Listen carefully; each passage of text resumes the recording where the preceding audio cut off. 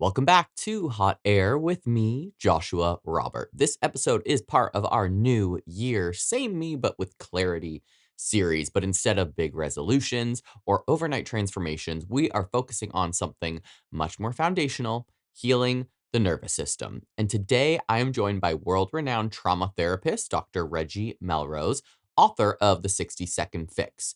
Her work challenges the idea that healing has to be long, overwhelming, or inaccessible, and instead offers practical, science backed tools that can help regulate stress, anxiety, and emotional overwhelm. And as the title of her book suggests, often in under 1 minute.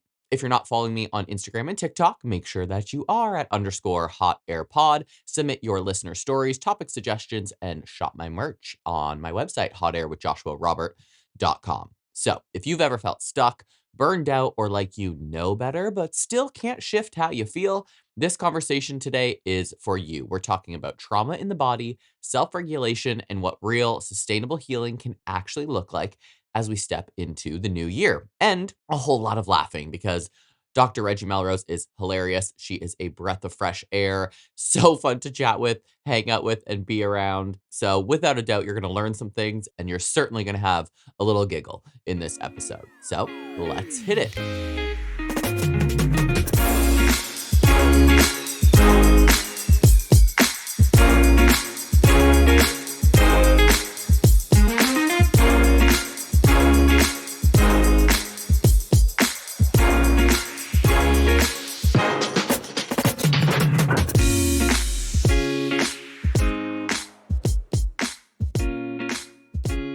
Okay. You're getting in an elevator with a stranger. Oh my I God. love it. I was literally just left the gym and I was in the elevator. And I mean, every time it's with strangers and it was this guy. And I'm always like, where do I look? Like, what do I do? It's so uncomfortable. And then he left the floor before me. And I was like, the elevators are the most awkward place to be because it's just, what do you do? Like, you're kind of looking at each other. You're kind of not. It's awkward.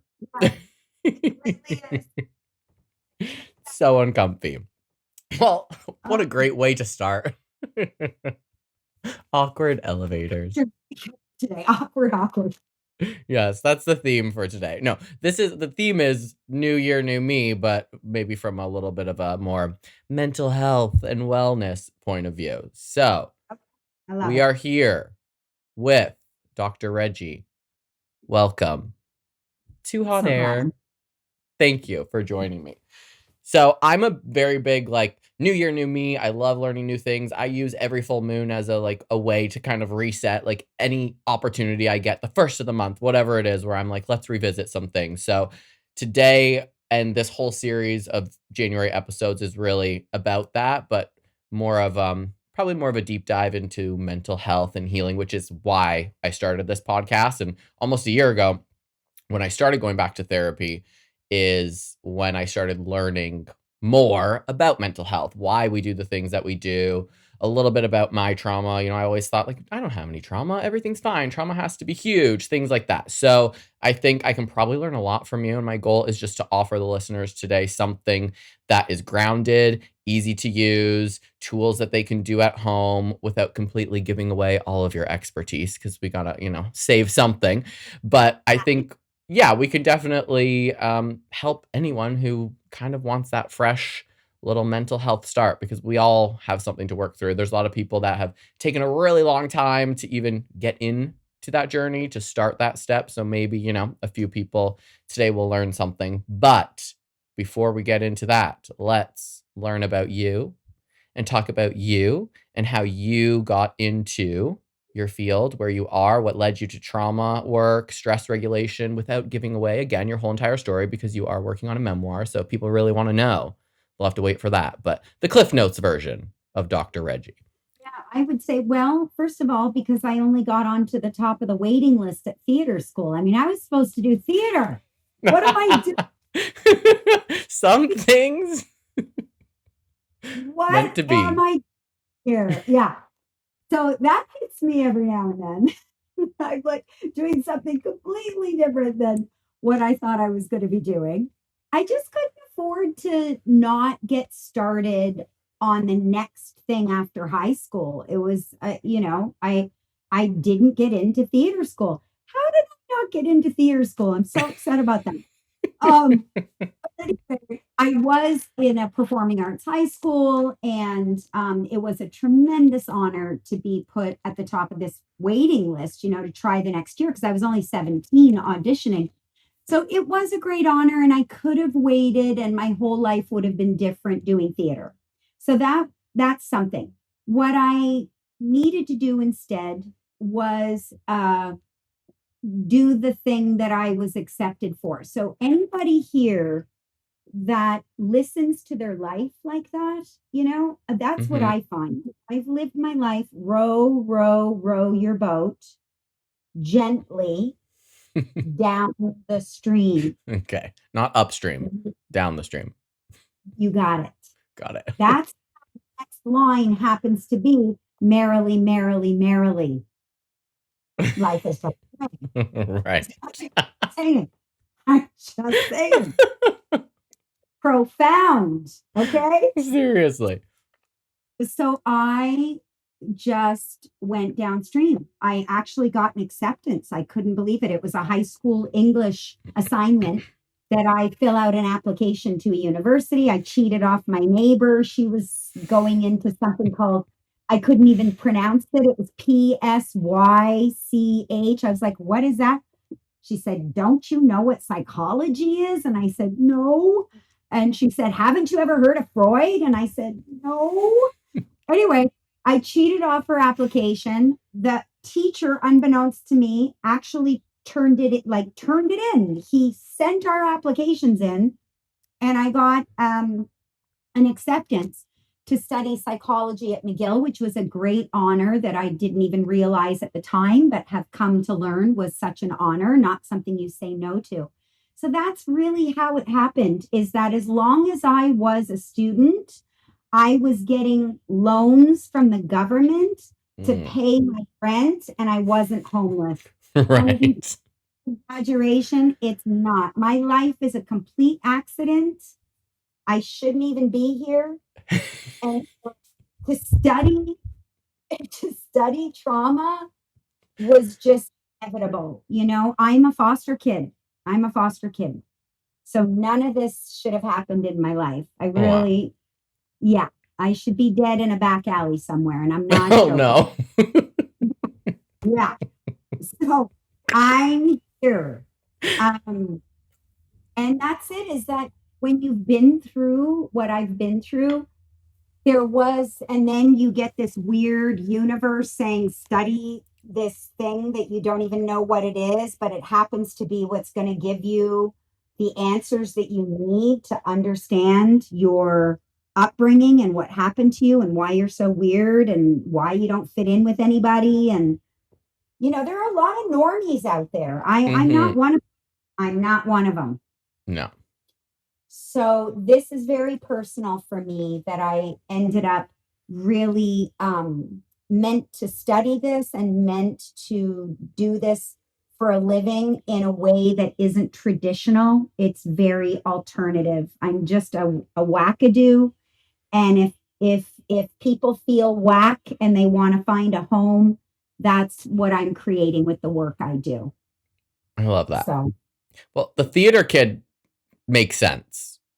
I was watching some of your YouTube videos and I was like, this is like, you're like, you reminded me of somebody. I can't remember who it was, from like a 90s sitcom. And I was like, you're so like, it's just perfect. I can't even put the right words to it, but I was like, this woman, I was like, was she an actress? She should have been an actress. Like, even the way your hair was styled, even how your hair is right now, I'm like, you're definitely a theater kid, which I totally get.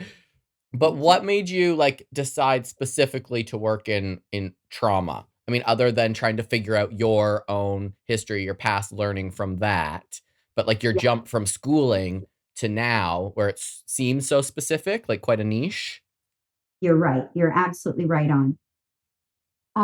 That happened as a result of paying attention to the opportunities that were showing up and not having the luxury to not say yes.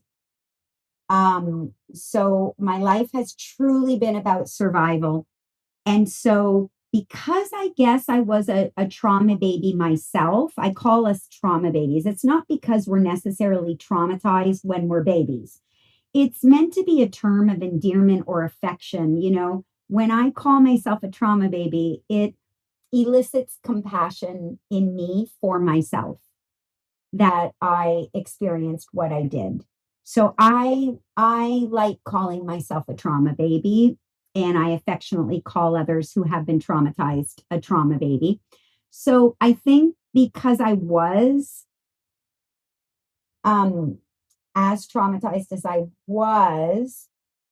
was in therapy all the time from a very young age. I was seeking help, really needing regulation of my own system and not finding it in traditional therapy. So when I was handed a book about somatic healing of trauma, everything started gelling and I realized, oh, I could really see myself making a life out of offering this to other trauma babies like me. Okay. So it was Peter Levine's book, Waking the Tiger. I was going to ask this later, but I imagine there's quite a broad spectrum of what trauma actually is. Because as I kind of said at the top, I've always thought of trauma as big, huge moments, like extreme types of trauma. But I imagine there's like more subtle, smaller versions of trauma. So, like, how would you describe that spectrum or things that could qualify as trauma? Love that question because I get to bring Peter Levine even more into the conversation. He very wisely said that trauma is not in the event, it is in the nervous system. So we really can't objectively judge what should or should not be traumatizing to another human being. Okay. If we begin developing a sense of dysregulation in our system where we are see, I'm acting it out. The eyes are bugged, right? We're deer in the headlights. We're hyper vigilant. We're having exaggerated startle responses. We think things are coming at us. We're suspect of how that person's looking at us. We begin to perceive things through a filter of I've got to be on alert and make sure I'm going to be okay because that unpredictable, life threatening experience, perceived life threatening experience that I had can never happen to me again. It can never happen to me again. So if I'm crossing my I's and dotting my T's, if I'm organizing all my closets, if I'm right, if I'm like keeping track of my calendar, if I'm keeping really busy and I'm 5 steps ahead of everybody else, I won't experience that unpredictable, terrifying event that ripped the earth out from under my feet. Hmm. I'm destabilized now. Um, that is personal. It's subjective. Okay. So what we know now, Josh, that's so helpful if anybody's read about highly sensitive people, the HSP, right? Some of us come here highly sensitive beyond, we're not normal. We are not normal people.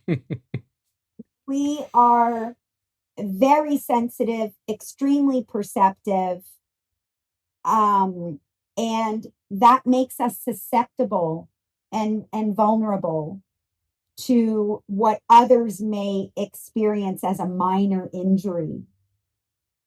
So I really want to honor that and just say that yes, it can be a dental procedure, a medical procedure, an accident, an injury, a fall, a of course all of what we anticipate or Hmm. expect. what we've been taught are traumatizing things, right? Right. Abuses and car accidents and sexual assault and going to war and, right? Those are the obvious things. But for many of us, it is attachment injuries, it's relational disconnect. Sometimes it's what happens to us, and sometimes it's what doesn't happen to us, right? Sometimes it's what we're exposed to, sometimes it's what we're not exposed to. Right. And so if you're left feeling dysregulated, it is likely that whatever that was that happened to you was traumatic for you. Okay. And that's important to honor, I think. Yeah. So you can't just like smack a label on something and say, "Oh, it's trauma." There's such a wide variety of things, both big and small. It's about how your body is reacting to it. Got it. So you mentioned kind of paying attention to those signs, or that would kind of dictate whether you're experiencing dysregulation or trauma. Like, how can people pay attention to their behaviors or activities to kind of acknowledge whether they're sorting through something traumatic or have experienced trauma? You know, you How do you they said like the deer in the headlight or like avoiding weird situations, like, but how can people be self-aware to notice like, "Oh, I'm doing ABC. How can I work on this traumatic response?"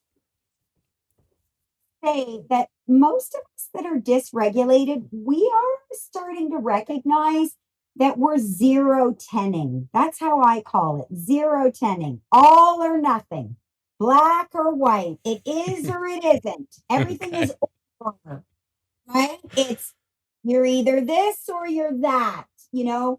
Everybody's either right or they're wrong. There's a right way and a wrong way.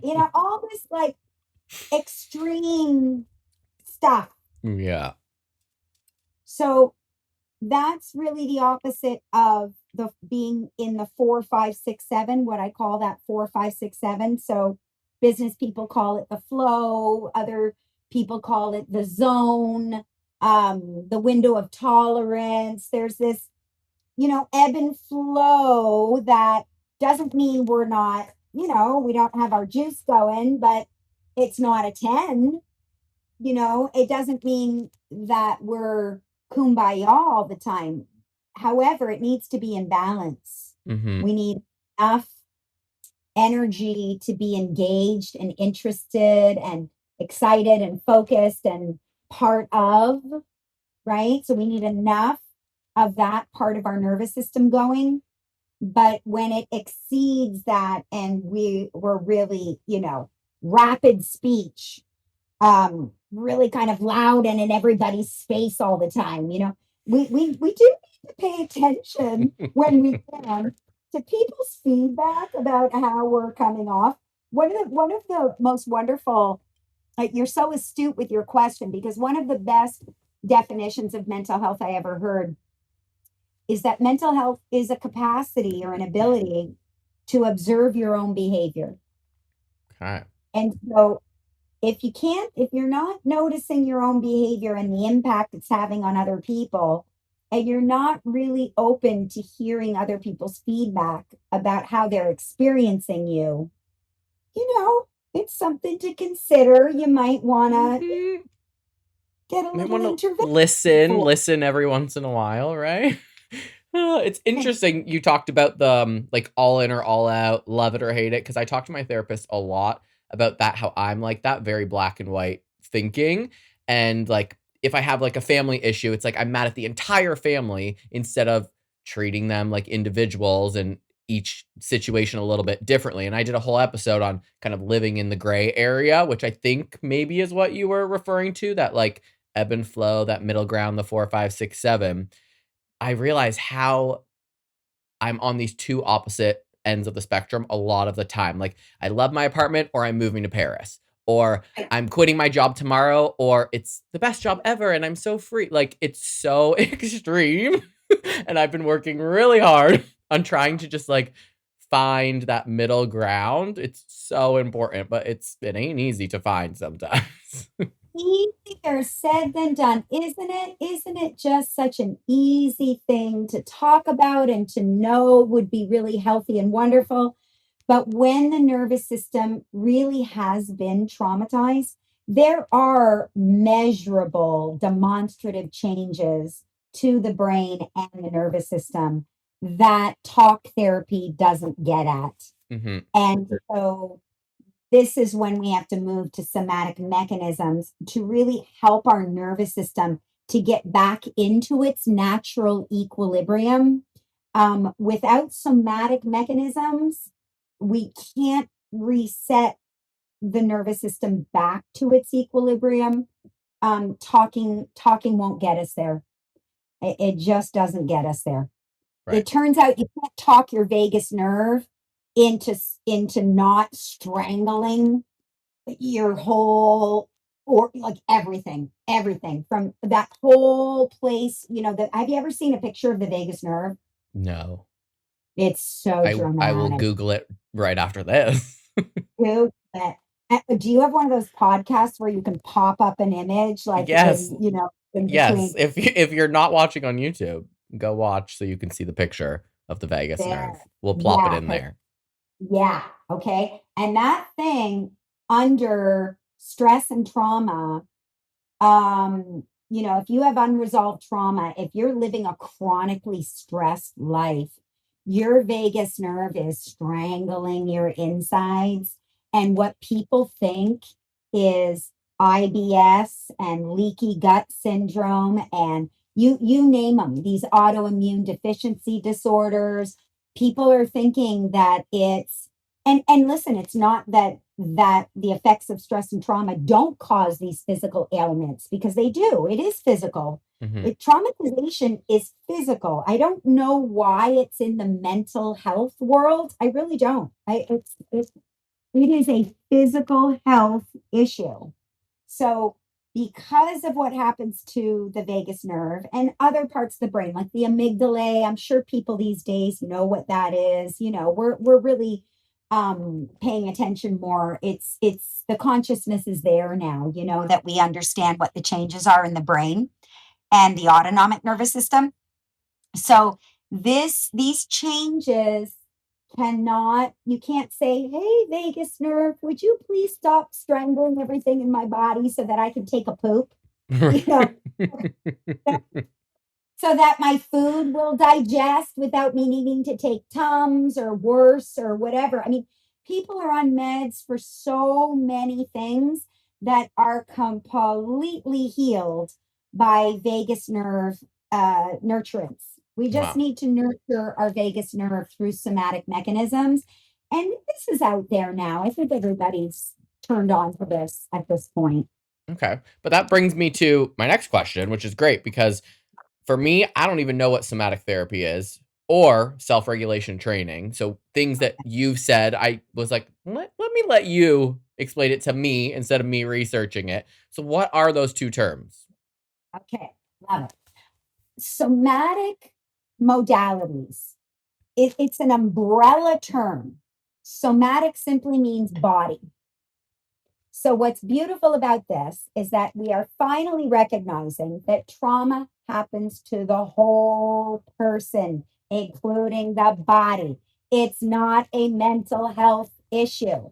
Not that it doesn't feel like it or seem like it or show up in some ways that way, but we can, if we just treat it as a typical mental health condition and go to talk therapy and pop some psychotropics, we do not heal the root causes, and we just continue to suffer. And in a lot of cases, we exacerbate the suffering because now we have side effects from the psychotropics.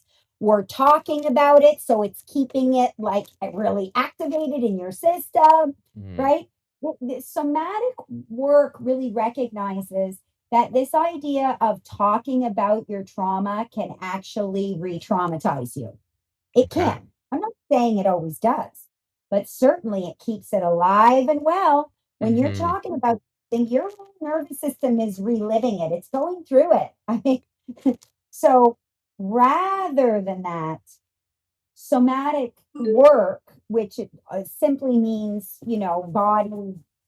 body oriented or body focused work, um, helps us to set the nervous system back to its beautiful equilibrium. It opens up the vagus nerve so that it's not strangling all your organs and making your bodily functions, uh,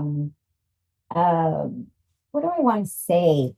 What do I want to say? Your bodily mechanism, I guess, problematic for you. I mean, that's kind of a bit of a euphemism. For some of us, it's really extreme suffering.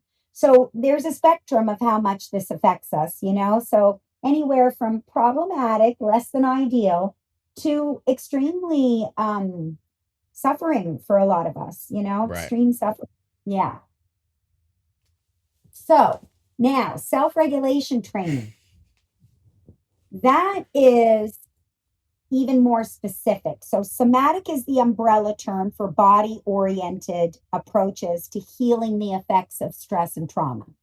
Self regulation training is something that I inadvertently developed. I didn't mean to develop anything different or new. I think Peter Levine's work is absolute genius, and I'm very true to my teacher. It just happened that over the years, I needed to adapt Peter's work to really fit the specific populations that were coming to me, they really were they were exhibiting extreme suffering. I mean, most people that found me, honestly, Josh, they were people with a suicide date, like Okay. with a mechanism, a means, a plan. This was their last stop. So I had to really affect change as quickly as possible. And so I remembered something that Peter Levine did for me in the one session I ever had with him. I studied from him for 3 years, but I had one session with him where he did something for my system that he doesn't even teach in the training. So, what that has let me know over the years is, oh, yeah, I'm definitely, even when it comes to a traumatized person, I'm not even a normie in the world of traumatized people. I am like a lost cause. Like Not a the most lost cause. telling you I should be dead in an alley. Hmm. You obviously recognize that. Like, what do we do with her? Remember in The Sound of Music, what do we do with Maria or whatever? So I'm kind of that person, right? So I walk through the door and he's like, oh my gosh, what do I do with this one? So he had to get really, really creative. So I never forgot what he did for me. And so when I started meeting clients that were me, if you know what I'm saying, Hmm. people show up at the door and I'm recognizing them going, oh, I know you.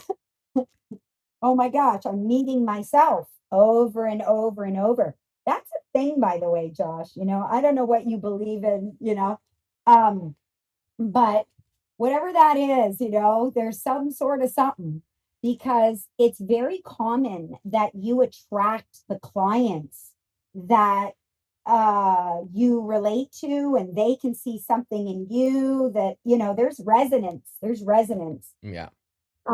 So I started doing for them what Peter Levine did for me and finding out over the years that it isn't something he trains anyone to do. And I just started, I was prompted and encouraged by people to start training other practitioners how to do what I was doing because it was so effective. Like it started being word of mouth and people started coming from all over the place. So then people started insisting, Reg, nobody else is doing this. I just thought I was doing Peter's work, but anyway, I had to accept that I was making adaptations. It became self-regulation training.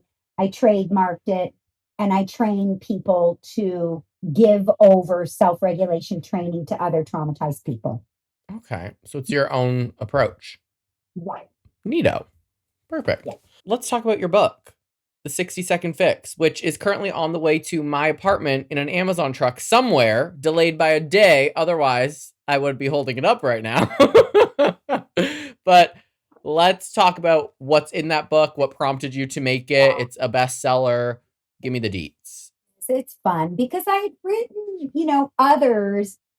The first one was quite, I might say, academic. It's been used as a textbook at universities and things like that. And then the ones after that, like I wrote one for parents. And then I did a bunch of stuff for schools, adapting, because I was really on that earliest cusp of getting trauma informed education into the schools, right? I've been doing this for, I don't know, 33 or 4 years now at this point.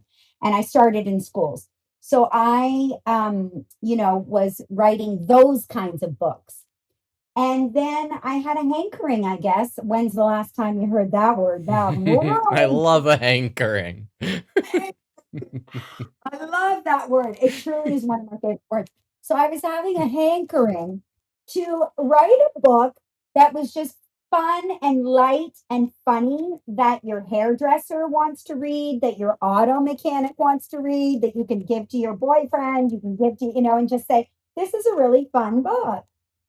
And so I wrote it. I guess I was in the mood at the time, to kind of write, like to have a different voice, Mm-hmm. I wanted a different voice with my writing, and the jokes were just kind of coming out, and I really had a good time writing it. I mean, it did become, it becomes painstaking at a certain point, but it's been really well received because it is just a light, fun book, and it gives, I call it playtime, but it gives, wonderful exercises, somatic exercises in there that are just fun and worthwhile. Oh, you can't believe. I collected a lot of data for a lot of time on a lot of people, that really showed how practical, how effective these seemingly simple. They seem so simple. How could they possibly solve such a complicated problem? Right? Because Mm-hmm. people are suffering, Josh, suffering. So when you bring seemingly simple activities to people's very complex issues, it just doesn't make sense to the logical brain at all that this would be helpful. But that was Einstein. He was so brilliant. He always said, you can't solve the problem at the level of the problem. You can't come at something complex with something complex. You get in there with that. He always said, reduce everything to its simplest form. And then he said, never simpler, but always reduce it to its simplest form. And that's what's in the 60 seconds fix. And it's a big passion of mine. And it's a big part of self regulation training, that we are pragmatic and practical and time efficient. And, like we're really nipping the bud of this thing, but Right. getting right to it. Yeah. Yeah. We're Right. not afraid. Don't be afraid. Don't be scared. Don't be scared. No, no, no being scared here. That's not allowed. So what are some examples of, or one example of one of these exercises in the book? I would love to give you one right now. I would love to give you one. So, as much as everybody is into breath work and mindfulness, and there's this focus on breathing, listen, I'm the variety of hopeless trauma, baby. Don't tell me how to breathe. I'm going to kill you. Get out of my life. I can't do yoga. Stop telling me to do it in here and out there, and for this many counts, and for I'm good. I just, oh my gosh. Okay. A lot of us have been traumatized in ways, and I don't want to be triggering to anybody in the audience. So I'm going to slow down. I'm just going to slow down. Everybody, feel your seat. Feel your seat planted if you can right now. And if you're not leaning into the back of your chair, please lean into the back of your chair. Please help your physical body to notice physical supportive resources. And yeah, if you can breathe in through your nose, that's great, but don't count it. Don't hold it. Don't Like, just please don't be laborious about your breath. The only thing that does matter when you can, everybody, just if and when you can, if you can put it in through your nose, that is a parasympathetic breath, which is, it does give an important soothing message to the brain. In through the mouth, in through the mouth. Like you can out breath any way you want. Don't Okay. listen to anybody saying it has to be this way or that way for this many counts. All that really matters, if and when you can, is that a breath goes in through the nose. And if it's not deep, it does, just please don't. I can't stand when people say, take a deep breath. If I can't take a deep breath right now, I can't take a deep breath right now. Get Right. out. So, if and when you can, but you gotta like see if you can notice your seat planted and the back of you getting some physical support, right? We're always kind of holding ourselves up and then our jaws are clenched and okay, we're gonna go out there and fight another fight today. You know what I Right. mean? Like when we're driving, like Oh God. Yeah. so we don't realize, like, oh my gosh, and then we wonder at night why we need a massage, or like, oh my gosh, we're so sore in our neck or our back, or it's from bracing all day. The bracing. We're sitting on chairs. We're not sitting in chairs. We're Mm-hmm. sitting on couch. We're not in the couch. We're lying on a bed. We're not in the bed. You know, there's Mm-hmm. a big difference. So if we can breathe in through the nose and wiggle our toes, in through the nose, wiggle the toes, that helps you to notice you have feet. And that helps you to notice you have a body. And that helps you to notice that your body's in a chair. And that helps you to notice. You see what I mean? It's Mm-hmm. noticing.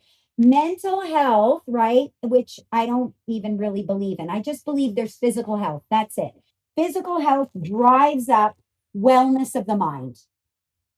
That's it. I mean, we just got to change all this language, if you ask me. It's just silly. There's so much shame in mental health. It's just crap.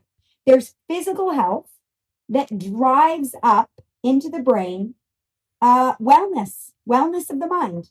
That's Right. all.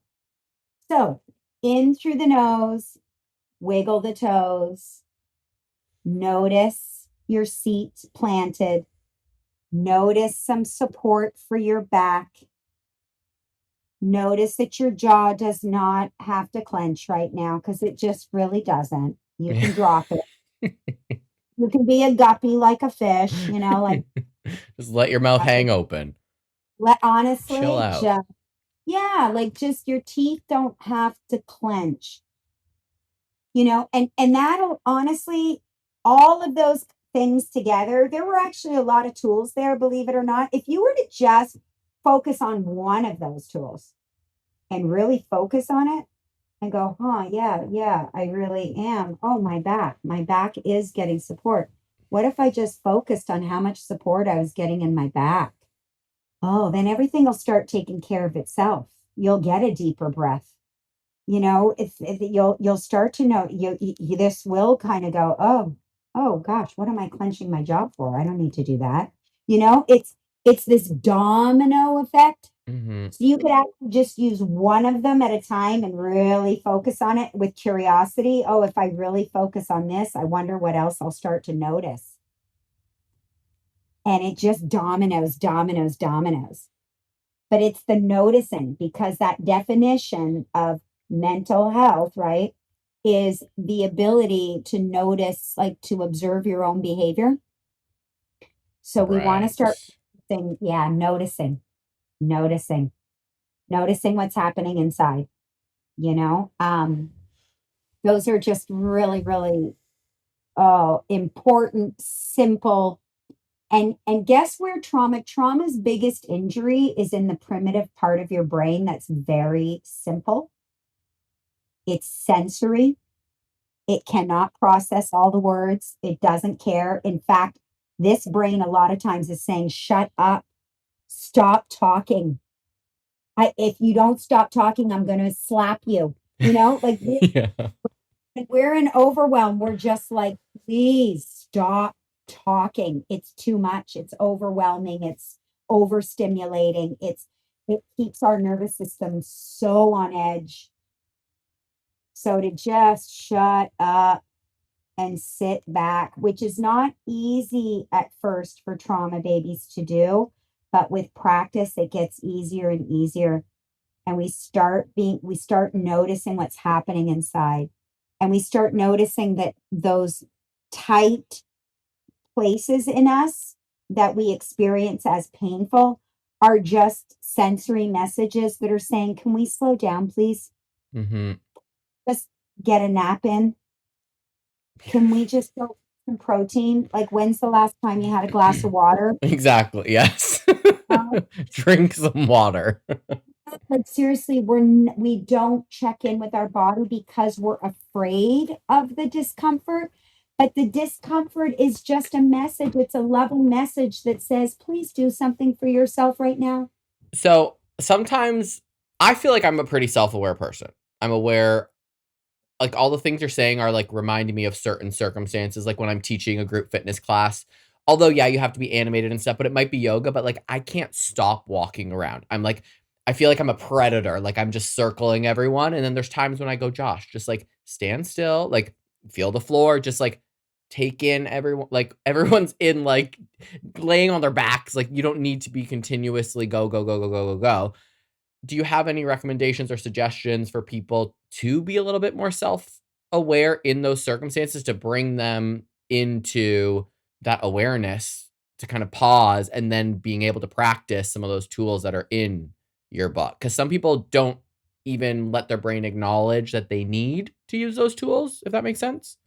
It sure does make sense.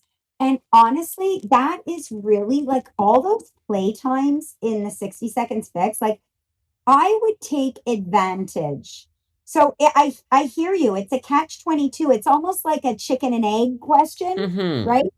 Because you need the awareness to develop more awareness. Like, you need to be aware that you're not aware. You know Right. what I Yeah. So it's a tricky question. So I do think that it's a matter of prompting it. This is why I have things like my app, for example. Okay. So I have a free app and you download it from the App Store. And if you sign up for the little notifications, it'll say, have you used your 60 seconds today? Right. 60 seconds is a tool. It's in the book and it's like this toolkit. Some of them I just did with you here, and it prompts you. It gives you a little notification. Have you vooed today? Voo is a really really important one. Oh, I'd love to do some voo with you, but I don't know. We'll see if it makes sense to do it here on a podcast. But anyway, so it prompts you for some of these somatic tools because it's true. I think we need prompting. I think we need some external help. I think for a time we need to have compassion for ourselves, that we need some external prompting before it's going to become an Habit. internal thing. Yeah. Yeah.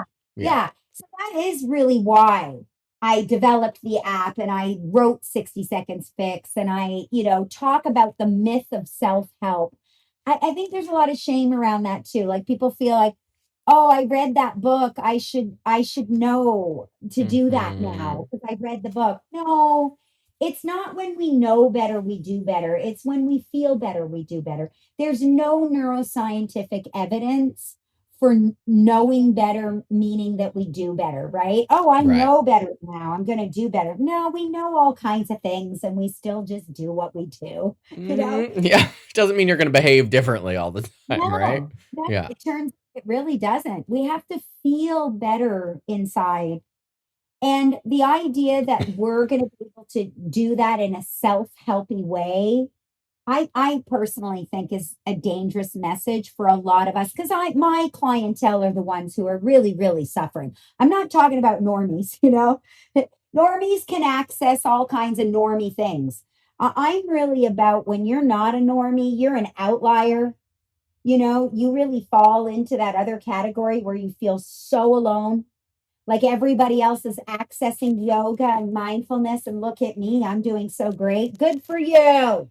I tried all that. It doesn't work for Doesn't me. work. And then shame, there's so much shame that you're not like everybody else. Yeah. So this is what my work addresses is it's for those outliers, because that's how I felt. I felt alienated, really isolated, really alone, full of shame and hopeless. I'm talking about completely hopeless. And so all of my work is for those people that can relate to what I'm saying right now. And it doesn't mean that all those things aren't wonderful for normies. I hear from normies. I love it. They found my work and they love it and they find it. But really my passion is those of us that feel like we're an HSP or we feel like we're neurodivergent or we feel, all those ways like we're Hmm. not accessing what everybody else is. Yeah. So to put a button on it, it's really finding a tool that's going to work for you, like your app, something to remind you to be aware, or a little reminder. Maybe you set an alarm, or I used to have a water bottle that would send a message to my phone saying, "Did you drink your water?" And I have an app that reminds me of a few things I need to do in the morning. So finding a tool that works for you so you can remind You can yourself. active because I think what I want everybody to know is please don't expect that it, if you're not nurturing in a proactive way, practicing tools that you're going to get good at so that when you really need them, they'll kick in. If you're just wanting tools that, oh, I'm in a 10 now, what are those tools? Do you know what I mean? And you're waiting for when it's so extreme that as if you're going to access your tools.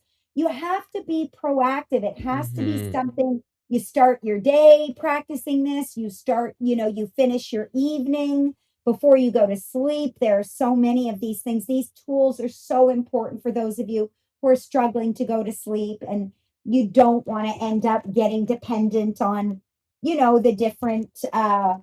the different things that people get dependent on for sleep. Right. There's so many natural, beautiful ways that we can do this for ourselves through these mechanisms. Yeah, that's a good little segue because there's a lot of people that think about taking those steps that we just talked about and, setting the alarm or doing this and that, but it's can be extremely overwhelming. Some people are just like, "Oh, I'll do it next month or I'll do it later," and it never ends up happening. There's also people that are very skeptical of therapy or of your approach to therapy. What would you say to people that are either struggling to start this journey or are maybe like, "Oh, maybe I'll order Dr. Reggie's 60-second fix book," but they're gonna wait 6 months, because we all love to procrastinate, or people that are skeptical of just go even talk therapy or your form of approaching therapy. What would you say to those people?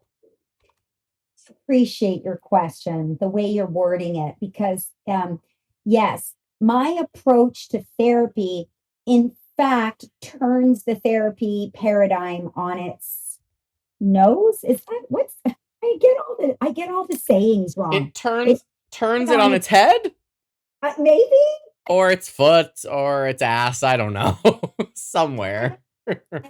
I was traumatized by therapy. I'm being honest. I'm just being honest. I really was. There are people, I'm sure they mean well, but man, what a disaster. When you're a hopeless trauma baby and you go in for talk therapy, it's shocking how judgy and it's shocking what goes on. These licensed people with all these degrees and everything. It makes you feel like you can really trust them and they're really but I mean so many of them aren't even trauma informed. It's just ugh.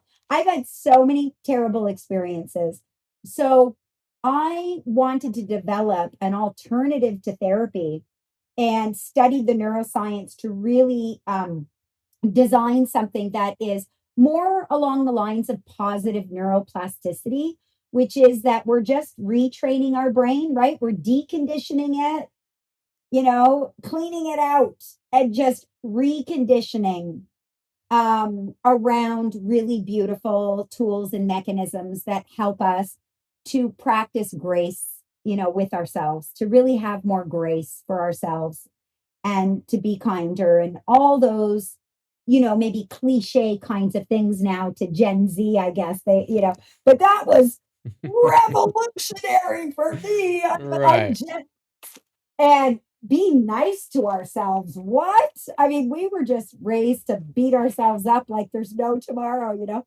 But just these mechanisms that help us to be kinder about what it takes, not therapy.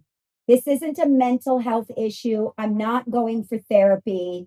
I really just want to retrain my brain to focus on what is going to be healthier and more helpful to me. I want that. I just want to feel better. I really want to feel better. I don't want to have to talk about it to death. I don't want to have to relive it. I don't want to have to, Mhm. pay ridiculous prices.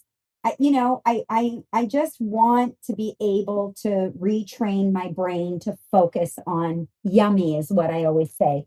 Isn't it time for us to just feel yummier and Yeah, focus I on love being yummy. yummy? So important, and we have to practice it and then grow our window of tolerance for it, because a lot of times we can't really tolerate too much yummy, and then our saboteur comes out. Yeah, Mhm. yeah. Interesting. Okay, well, yummy. If you don't have a t-shirt that says "Let's be yummy," you should probably start working on that. Write it down. Because my clientele really wants to start merching Yeah. SRT. We merchandise. Okay, let's get yummy. Yeah, let's get yummy. Let's get yummy. I'm That's here it. for it. Let's I love yummy. that. I Thank will be you. ordering one. I love it. You did say that a lot of the clients that come to you remind you of you, or you see yourself in them. There is kind of like a through line, a theme. But when you, I guess, complete your work with them, is there an outcome that you see, whether emotional, physical, relational, that you notice with all of the clients since they remind you of you or you can relate in the beginning? What about at the end? 100%. And listen, I know now this is really gonna sound like I'm selling snake oil, but I swear to you, SRT focuses on immediate relief. You walk in our door and we love you. You have no idea. I hate the word unconditional love. It's BS. Unconditional is what love is. Duh. We don't need the word unconditional in front of it. If you need the word unconditional in front of it, it's not It's love. not unconditional. Yeah. It's just so dumb, right? So SRT is all about love. So it's like I'm talking about radical acceptance, like zero judgment, meeting someone right where they're at, naturalizing where they're at, universalizing where they're at. People feel so isolated and alone. And when we help them to understand how their nervous system and their brain is changed by stress and trauma, they realize, oh my gosh, how universal this is. This is how we're designed. This is how we're made. This is how our nervous system was made to respond to these inordinate amounts of stress and these terrifying events. We live on planet trauma, Josh. Have you Mhm. noticed? I Yeah. certainly have. So let's bring love to the table, man. So people show up, and I am telling you, we don't do history taking. We don't ask you questions. We don't need to know anything about your past. This is a Gestalt approach. Right now, we're bringing you relief. Let's go. You want it? Let's go. I invite you to be curious. We do some really weird things in here. Do you want me to give you the science as to why we do these weird things? Because I'm happy to if you need buy in. Or do you want to just start getting weird? And we just start. I love that. Yeah. And I'm Josh, I want before and after pictures of the first session. The first session. I wish I would have the audacity, but of course you can't do this. This Right. is Pause for a moment. um but I so when they leave here, I have people leaving, they look 6 inches taller. They Wow. look 6 inches taller. It's all somatic, it's body work. It's body work. So we do posture work. We do all kinds of mobilized somatic activities that change from the bottom up how you feel. You're not going to you people don't you have to experience it. This is why Peter Levine called his approach somatic experiencing. because you have to experience it to believe it. It's too hard to explain. It sounds unbelievable, but it's absolutely true. So yes, demonstratively, lightness. So people come in like this. I'll just show you right now. People come in Yeah. like this. Okay, this is it. And they leave, and they'll often verbalize to me. These are my favorite, some of my favorite things they say. I love this one because, I've been known to enjoy an alcoholic beverage. So my favorite one, I think there's some in the 60 seconds fix where they go, I feel like I just had 4 cocktails. What? And I said, yeah, but even better than having 4 cocktails, you can get in your car and drive home right now. But this floating, they'll say, oh my gosh, I feel like you just gave me a massage. What was that? What did you just Wow. do to me? They leave open and light and smiling. And it's the most rewarding. So if I seem like a very exuberant, joyful, when I was stuck in my stuff before somatic work, I didn't laugh at anything. I've never seen any of those sitcoms that everybody grew up on because I would try and I would say, this is so stupid. I don't understand. I Hmm. laughed at, I had no joy. I was the most miserable person. I was angry. I was like accusatory. And do you know what I mean? I was just like seriously very severe Yeah. as post traumatic stress or whatever, right? So, oh my gosh, now it's joy, it's laughter. There really is a cosmic joke. It's not funny while you're suffering. There's nothing funny when you're suffering. So I have reverence. I mean it. I don't mean to be um whatever that word is about this. Like I have great reverence for people who are suffering. And I remember when nothing was funny. And you're asking about what you can expect as an outcome. And you're in on the cosmic joke, man. Everything, everything, everything just gets so bloody funny you can't even take it anymore. I love it. It's so magical. It's anyway. So snake oil. Sorry, guys. I just Okay, well, I just ordered 12 baskets of your snake oil. But it actually reminds me of something you said because when we were at Thanksgiving and yeah. you said something, I've been thinking about it ever since when you just said nothing really matters. Like you're not here to figure it out. You're never going to figure it all. I don't know. Sorry. I don't know if you said nothing matters. You said we're never going to figure it out. And I've been thinking about that almost daily. And I'm like, truly, no matter how hard we go on this journey or the things we've experienced, or no matter how much knowledge we try to learn or take in or absorb or apply, it's like you never figure it all out. We're on a fucking round rock flying through space. Who knows where we're going? And it really, something about that really just like resonated with me, kind of like how you're explaining you're in on this cosmic joke. It kind of feels similar to that, where it's like, you're Yes. never gonna figure it out. Nope. It's There isn't crazy. any figuring it out. And anybody who thinks they have, that that's part of the cosmic joke. That's Right. laughing at. So now I just kind of observe people with all their opinions and this is how it is and all this kind of stuff that they believe they know. And I'm just that old lady now. Like maybe it's just that I'm an old lady. I don't know, John. I But don't think quite yet. I swear to God, I just observed that, and inside, I'm laughing. I would never. I don't want to be that way. I remember when I had to figure it all out, and I had it all figured out, and that helped me to get out of bed every morning. Right? This wants to know, it needs to know, and if it doesn't know, it makes it up. And that's how a lot of people get out of bed. So I don't want to take that away from anybody. I really don't. We don't focus on stopping any behaviors at all. Nothing. We simply focus on starting new, healthy, yummy, fun, light, extremely effective mechanisms. Mhm. And that's all. And then what happens is naturally these other things just kind of fall away because they're not needed anymore. Right.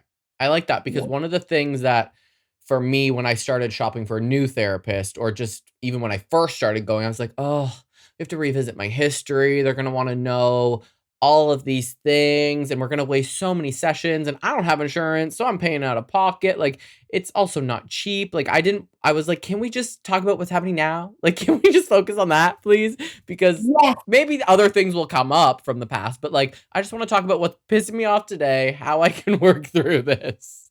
thank you. I like Thank that. I think that holds a you. lot of people back because you sit there rehashing, as you said. In my opinion, it's a scam. I mean, in a lot of ways, I can be anti-therapy. I'm not going to say, listen, I'm sure because I've been in so much talk therapy that yes, I have found together with my somatic mechanisms. Now that I'm SRT'd, that's what I call it. I always say, get SRT'd first and then bring Mm, all of that with you and knock yourself out. Do talk therapy, do try EMDR and IFS and all these things that a lot of trauma babies cannot access. It's re traumatizing. It's too much, too soon, too fast. It stirs up a lot of stuff and it doesn't, put a lid on it so you're okay for a while in between sessions and things like that. It's honestly, right. I do a lot of work on repairing people's therapy gone bad. Mm-hmm. And I don't want to have a brush for all therapy for all people. I don't want to do that. I don't want to be that person. So you'll take everything I'm saying with a grain of salt. But Mm-hmm. I do, I would prefer knowing how much I do about the neuroscience, how the brain and nervous system work.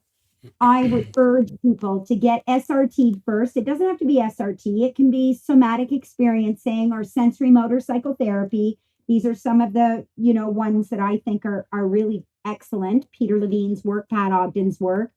But get SRT first and take all of that with you so that you can regulate your nervous system through those experiences.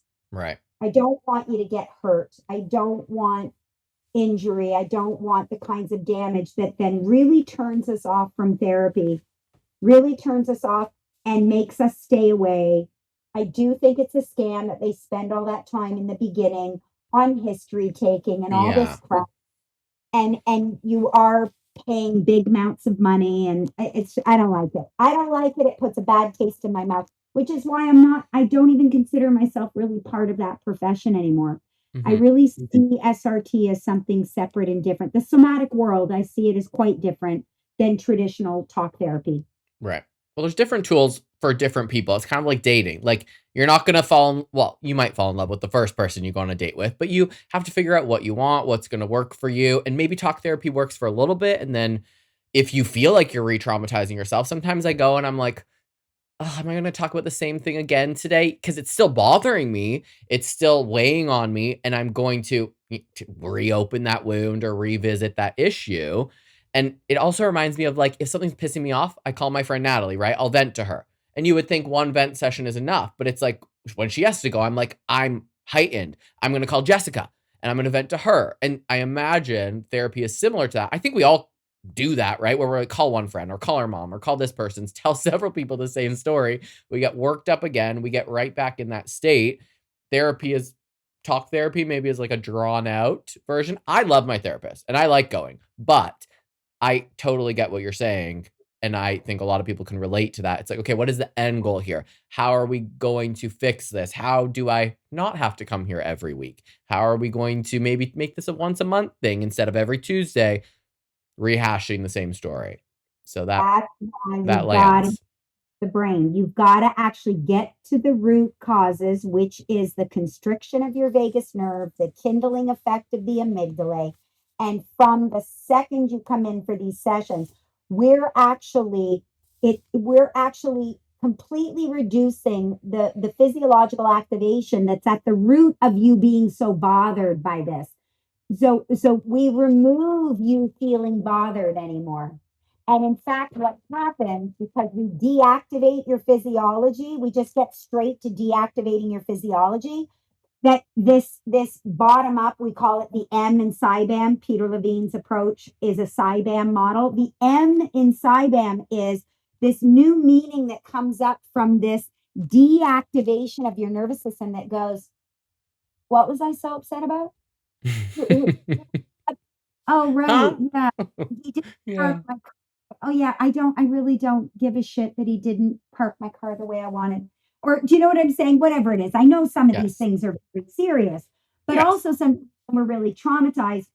Even, inconsequential things are making us quite upset. And what we can do when we deactivate the physiology is really get your own mind to this place of going, oh my God, I just don't care. Like sometimes people come in and they go, I really need you to help me to know how to talk to this person. I've got to address this with this person. Okay. So we work on their activation. And by the end, they go, I don't want to freaking talk to that, but I don't need to. I don't care. I get it. Hmm. Out too.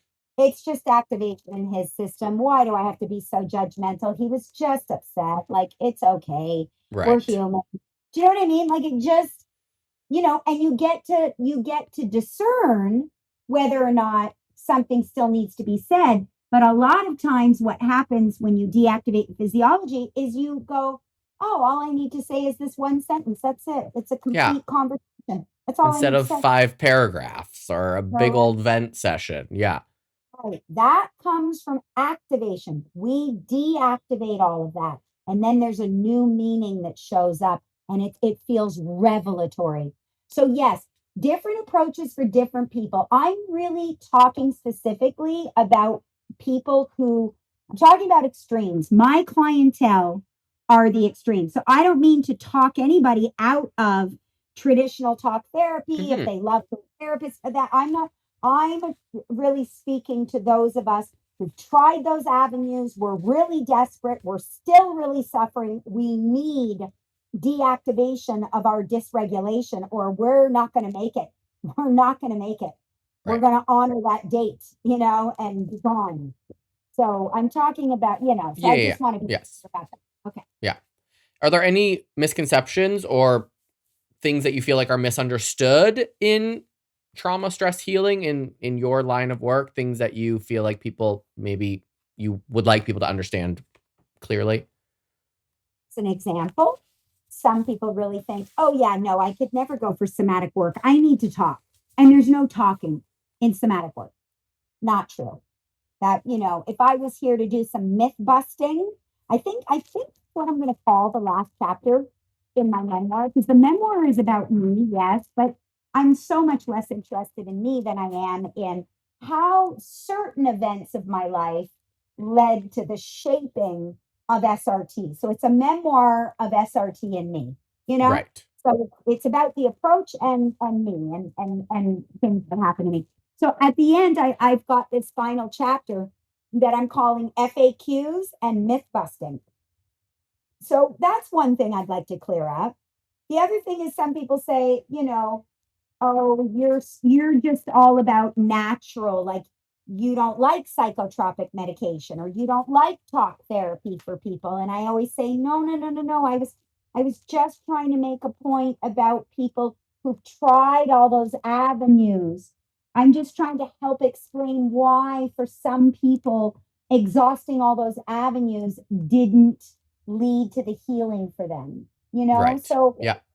yeah, so sometimes I say things maybe too dramatically or too, because I'm a theater girl. I say, I say things for effect sometimes, and I Oh, need don't to, I know how to relate to that? Yeah. right, Right. wake people up. Like there is a part of me that feels like I do have this role to play on earth that is not for everyone. I rub people the wrong way. I'm not for everyone. But I accept that I think I am supposed to wake people up, Mhm. Mhm. it just feels like something that I'm okay with. If that means that they're only going to 5 years later go, oh yeah, that lady I couldn't stand at Thanksgiving dinner. You know what? That thing she said, it actually now I can really hear it. Now I can really hear it. I hope you're Um, not thinking that I'm saying that I can't stand Reg from Thanksgiving dinner behind your back. No, no, I'm obsessed with you. I want to be reincarnated as you, quite frankly. I'm so pleased. It always means so much to me when I get to meet another person that resonates, because Mhm. truly, right? I'm sure it happens for you too sometimes. We're not for everybody. Not everybody No. is for everybody, but we have to be ourselves, right, Josh? It's like that's the other thing that people say about SRT and even 60 seconds, even little kids. It's on my YouTube channel. This first grader who said 60 seconds makes me feel like me. Aw. This kid never saw. That's But cute. all these adults that use SRT, they just say, I'm me now. I have the courage to be me. I have the tools to manage how scary it used to be to just be myself. I just want to be myself. Mhm. And if not everybody likes that, it's okay. I need to be me. And these mechanisms really it grows our window of tolerance for other people's reactions or the way the world can respond to us sometimes. It's okay. It's all right. I have my tools. I'll be fine. Yeah. You know? Yeah. Yeah, I love that. I can say that probably in the last year of my therapy, finding love for like my authentic self, really just being me has made everything in my outside life like so much less irritating. I'm so much less angry. I yell at people much less frequently while I'm driving. It still happens, but it's like I take a look around and I've like, sort of separated from these situations that bring me stress and anxiety and anger, whether it's family, friends, dating, whatever. And it's like you just said, when you just want to be yourself and the people that get you, the people that don't, because we're not everyone's cup of tea all the time. That's not how it works. Then you just realize that all these other things are not that deep and you're never going to figure it all out. It just makes it so much lighter. You're so right. I could talk to you for 12 years, but I have one more question, specifically bringing it back to this New Year situation. If you can give one challenge, one invitation, one little starting point for listeners in 2026, people who are looking to begin their healing journey, whatever that might look like, what could be your suggestion? Okay, I'm going to give you the one because there might be people listening today who really do fall into my category, who are in extreme states of suffering, even if they're suffering in a very secretive way, maybe to the outside world, they're still kind of, able to, but when they're alone, they're really, really suffering. So I'm going to give you a very weird one, but the backup to that is what I've already mentioned. So if this one that I'm going to give everybody, if you're like, oh, hell to the no, am I doing that? I understand. Strange mechanism. If it's hell to the no on the one I'm about to give you, download the app, try the 60 seconds fix book, right? Like those, I would say that. I would say start there. But here's the one I want to give you. It's a 30-day VOO challenge. It really helps if you're a journaler. If you're not a journaler, that's okay. But it would be good if you could just kind of jot down, after a few days and then after another few days on the 30-day challenge, what you're noticing, what you're noticing. So here it is. Are you ready? Mm-hmm. It is making the sound VOO. Voo. Oh, Oh, look at the. Wait, what just happened? these are New Year's Day balloons. No. Okay. Wow, this is some universe shit right here. That's crazy. Whatever right here. I'm Josh, actually shook. I believe in all that stuff. I No, really that's do. amazing. Every day there's evidence. Evidence is shown to me all the day. You just asked me about New Year, and I give you what I would really love it to be. And there it is again. Is mine And gonna do it? Why doesn't mine do it? What's going on? we're Okay, getting people that can't see, Reg is I, making a hand gesture explaining this technique that we're gonna do, and these balloons are flying all over the screen. I don't know how this is happening. Happy New Year. Happy New You. Are you Happy ready? New Year, New Here's You. Yes. and I'm very passionate about it. All of my things are free. Everything. Everything that you're going to learn about in the 60 seconds fix and what we're going to do right now. Guys, medical doctors are creating all these gadgets that are so expensive and all these medical treatments that are so expensive. I'm going to show you the free way to do it. And it Let's. is the sound vote. All right, I'm doing it. Here I go. Inhale through the nose. On the exhale. When Voo. the exhale is done, inhale through the nose. Voo.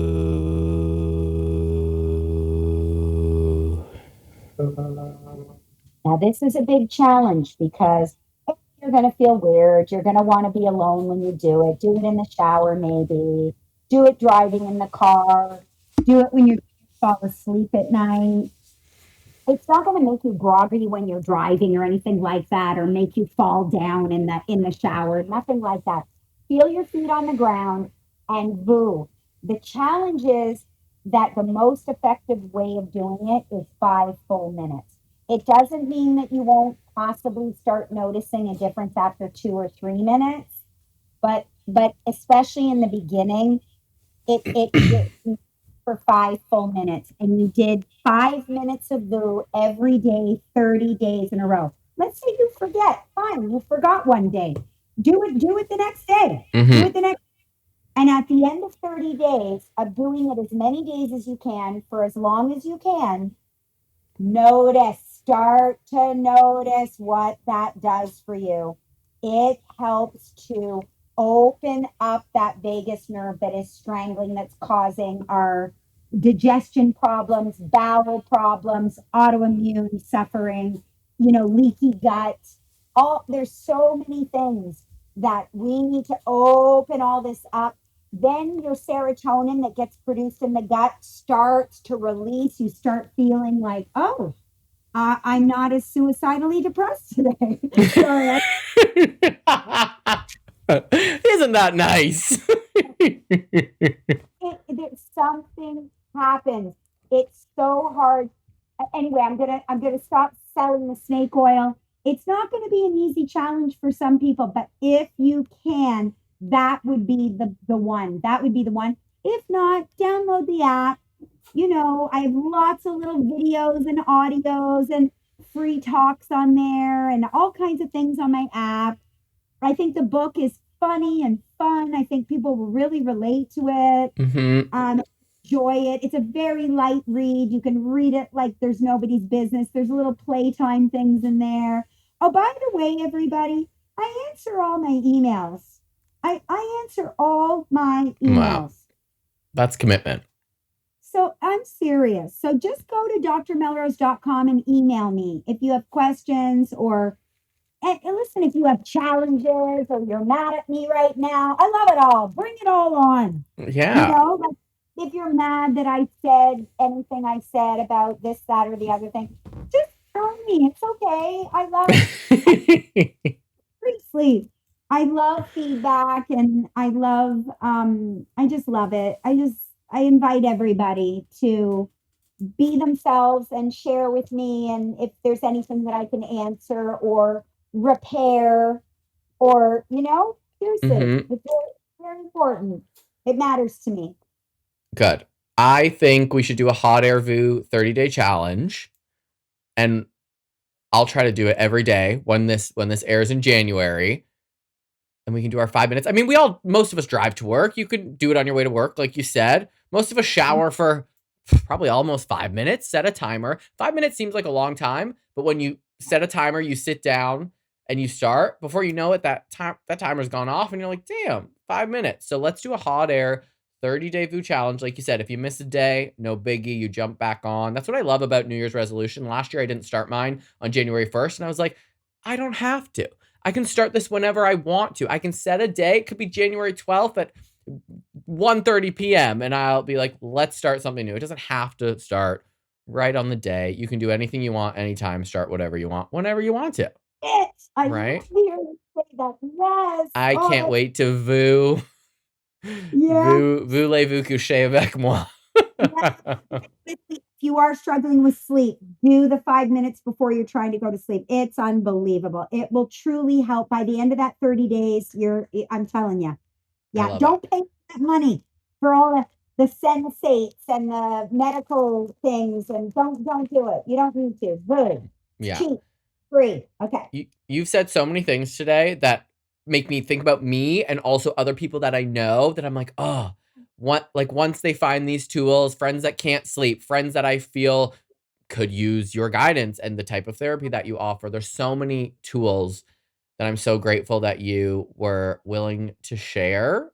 And I'm just so thankful that you decided to join me and talk about all of these. I think they're fun things. I love learning things. Heavy, but like I just love the way that you do it. You're great. You, Josh, and please know how mutual it is. When I knew that I had a chance to be on your podcast, knowing what your passion is and what your mission is, I just had to. I felt so compelled. I feel Oh, honored that you thank would have you. me on. Yes. So I just want to say, listeners, I love you for so many different reasons. You have no idea. I'm not going to start getting emotional. It's an honor that I was here today for all of you, with you, Josh. Thank you for what you do. It means the world to me. Oh my god, thank you. Yeah. You're the Yeah. best. You are. As we wrap up today's conversation, I hope that this episode gave you a new perspective on what healing can look like. Not as something you have to force or fix or perfect, but something you can support moment by moment. If there's one takeaway from this conversation with Dr. Reggie Melrose, it's that small, consistent practices can create real change and that your nervous system doesn't need more pressure. It needs safety. If you found this episode helpful, make sure that you're following on Instagram and TikTok at _hotairpod. Make sure you leave a review wherever you are listening to this episode. Share it with somebody who might need these tools as much as you do. And you can learn more about Dr. Melrose and her work, including the 60-second fix, on her website, which is in the show notes. So, thank you for continuing to start this year with me with intention, curiosity, and some self love. And I'll be back next week with more. So, I will see you next Tuesday.